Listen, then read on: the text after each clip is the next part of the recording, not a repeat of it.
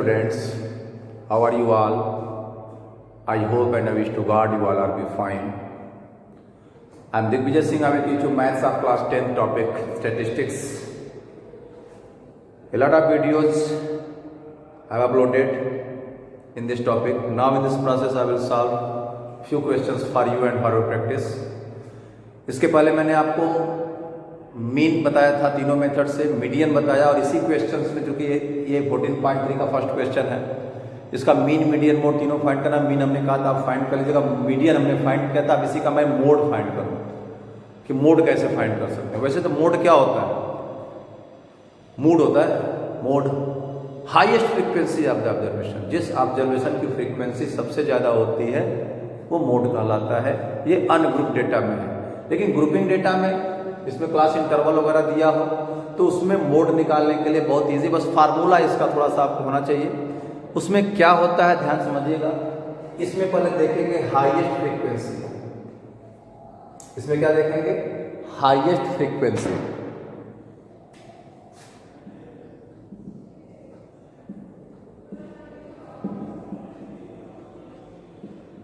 Highest frequency 20 है तो model class क्या हो गया?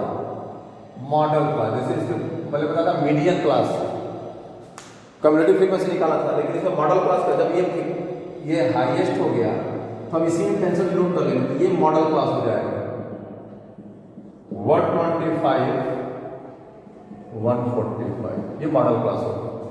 क्या समझिएगा।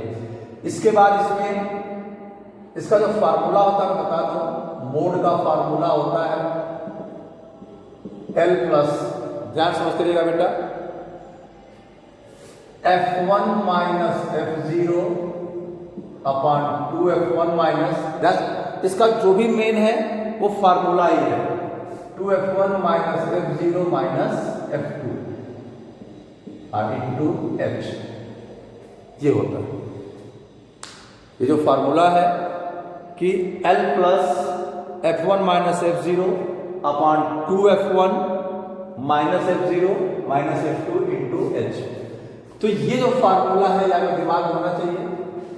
F0 क्या होता है? F1 जो होता है फ्रीक्वेंसी, मॉडल क्लास की फ्रीक्वेंसी जो होती है, उसके पहले वाला F0 होता है, उसके बाद वाला F2 होता है।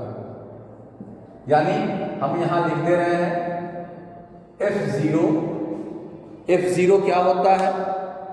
Frequency of the class, frequency of the class preceding the model class, preceding the model class। यानी ये क्या हो जाएगा आपका? अगर F0 की बात करें तो 13 हो गया। F1 क्या हो जाएगा?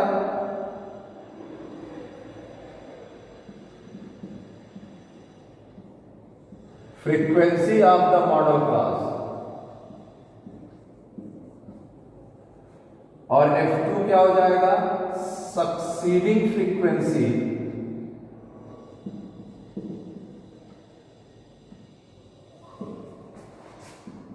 Of the modal class. इसको आपको समझना है। सक्सीडिंग फ्रीक्वेंसी F2 क्या होगा?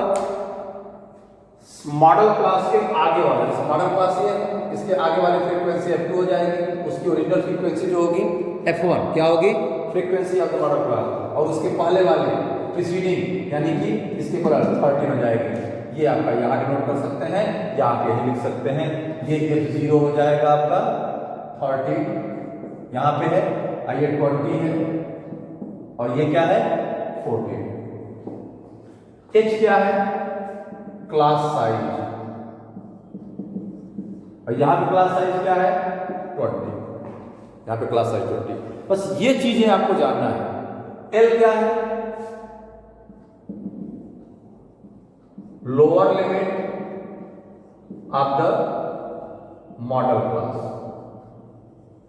और ये है 125। ये आपका L 125। अब आप आराम से लगा, सारी चीजें आपको क्लियर है, नो डाउट, कोई चीज यहां बची नहीं है। मैंने सारी चीजें आराम से लिखी। मोड जिस कि सबसे ज़्यादा इसमें सबसे ज़्यादा फ्रीक्वेंसी 20 है, उसके सामने वाला क्लास को मॉडल क्लास करेंगे। मोड फाइंड करने के लिए मॉडल क्लास होगा। तो मॉडल क्लास होगा क्या आपका हाईएस्ट फ्रीक्वेंसी 20 है तो मॉडल क्लास हो गया 125 तो एल हो गया आपका 125 लोअर लिमिट। अब जो उसके सामने फ्रीक्वेंसी है वो F1 हो जाएगी, यानी frequency of the modal class. Preceding frequency of the modal class F0 हो जाएगा, succeeding frequency of the modal class 14 हो जाएगा। क्लियर है? अब mode L plus formula, 3-4 question जो लगाए ना फार्मूला क्लियर हो जाएगा। F1 minus F0 upon 2F1 minus F0 minus F2, ये ध्यान रखिएगा। और इनटू H, अब इसको हम यहां लगा दें। L है आपका 125 प्लस F1 क्या है, F1 20 है, माइनस F0 क्या है, F1 20 है, F0 13 है, अपॉन 2F1, F1 क्या है बेटा 20, F1 क्या है 20, 2 इंटू 20 माइनस F0, F0 क्या है 13 और माइनस F2, माइनस F2 क्या है 14। इंटू 20, ठीक है। अब हम क्या करेंगे, 125 प्लस ये 7 अपॉन 40 माइनस क्या हो जाएगा 27 इंटू 20। अगेन हम इसको यहां लगा दे रहे हैं, देखिए हो सकता है यहां पे आ जाए कुछ। 125 प्लस 7 अपॉन ये क्या हो जाएगा बेटा 13 हो गया ना, इंटू 20, या हम इसको यहां लेके चल रहे हैं। देखिए ये क्या हो जाएगा mode equal to 125 plus 140 upon 30, 27 या 140, ठीक है। अब देखिए 140 को अगर हम डिवाइड करें 30 से, 30 1 जा 30, 0 हो जाएगा, 10 होगा, फिर भी नहीं होगा, फिर 0 डेसिमल लगाएंगे, 91 हो गया, फिर 6 या 78, तो इसको हम 77 कर सकते हैं या 76 भी कर सकते हैं, 1.10.76 या 77 कर सकते हैं।